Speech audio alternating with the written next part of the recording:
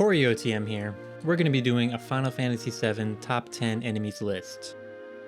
I think there was a big change going into the 3D arena for the FF7 monsters. There's a lot less influence from Amano, who sort of set the style for the series and set it in stark contrast with its competitor in Dragon Quest. I will not be including any classic monsters on this list, just the ones that debuted in FF7, at least I think, and no bosses. Let's get into a few honorable mentions to start us out. Look at this guy. His name is Baba Vlamyu. I just think he's funny, and he reminds me of this guy from this game. This one is Kilbin. He is just a cube. He's got a dice rolling mechanic. It's pretty fun, and you can only encounter him on one screen in the Whirlwind Maze.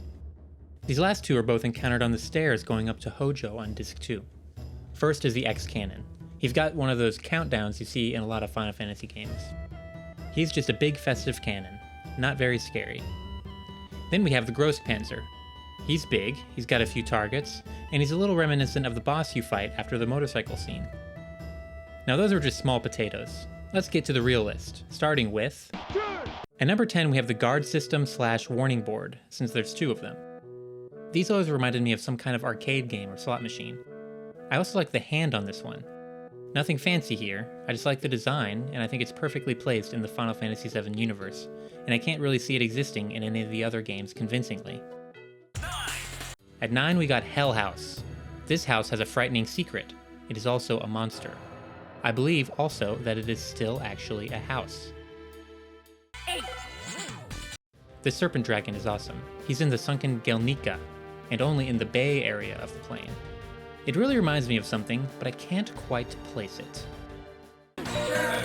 In the same area, we have Unknown 2. It is an over-the-top, freakish bio-nightmare creature, with all those protruding pieces, and of course, a winning smile. The Dragon Zombie is in the Northern Cavern. He's huge, his wings wiggle, and he uses Pandora's Box.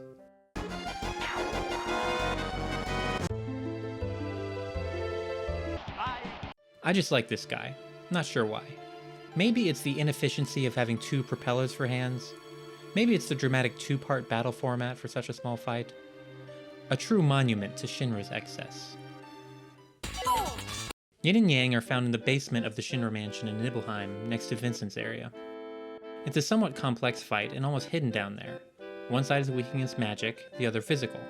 Not rocket science, but a neat little encounter. Icicle. It's just an icicle. Doesn't attack. Just falls down. Has a really awesome death animation. Ghost Ship is in the Junon Reactor. He's a big guy. A skeleton attached to a ship forming a living creature.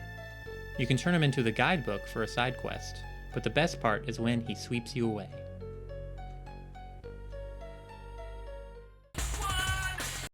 This is it. The best enemy in the whole game. Girafelgo, or as I like to call him, Pendulum Guy. It's just so outrageous to imagine an enemy attacking you who is suspended from the ceiling, and he keeps just trying to swing at you with his pendulum axe. When you hit him enough, he falls down pathetically. I could watch him writhe there all day. What a champion. That's it. Those are the best enemies in the whole game. The rest are just like Gun Turret, Little Chicken, Sphere, and like that. Let me know what your favorite enemies are. I bet there's some that I have never even encountered before. But, until next time.